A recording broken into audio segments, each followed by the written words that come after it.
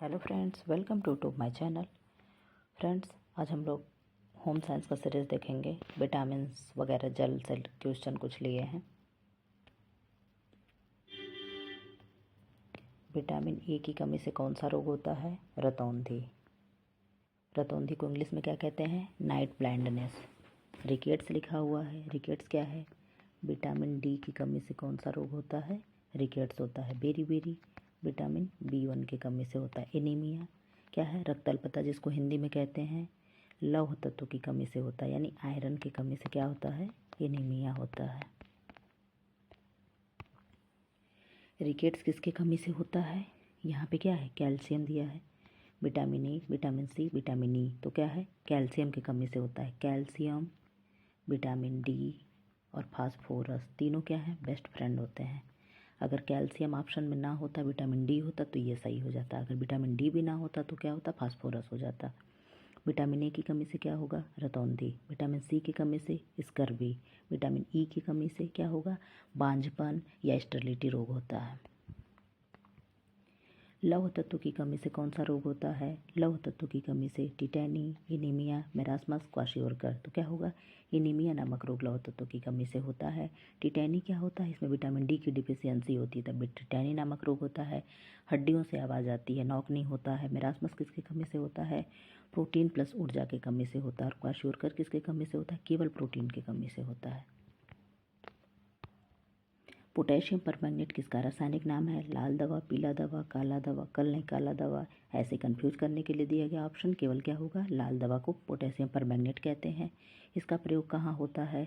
जल को शुद्ध करने के लिए इसका प्रयोग किया जाता है। और वो भी किस जल को? कुएं के जल को। किसके जल को? कुएं के जल को शुद्ध करने के लिए इसका प्रयोग किया जाता है। जल क्या है? यौगिक है, मिश्रण है। यौगिक और मिश्रण दोनों है। ये यौगिक और मिश्रण दोनों, इनमें से कोई नहीं, तो क्या होगा? जल एक यौगिक है।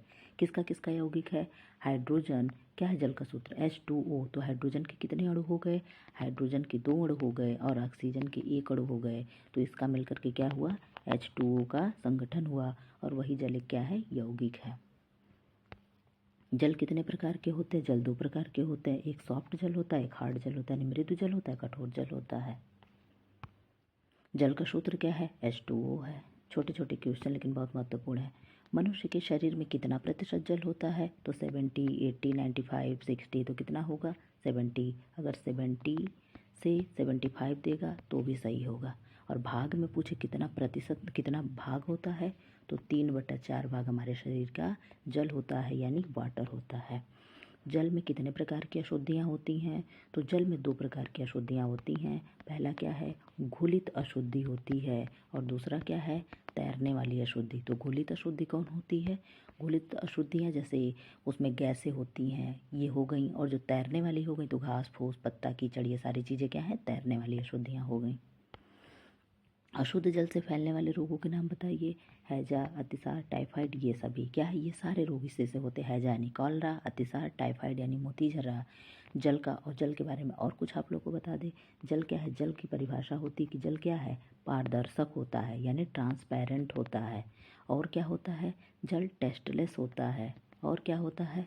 जल स्मेललेस होता है, यानी जल स्वाद रहित होगा, स्वाद रहित, गंध रहित, कलरलेस, यानी कलरलेस यानी इसका कोई कलर नहीं होगा, कोई टेस्ट नहीं होगा, कोई स्मेल नहीं होगा।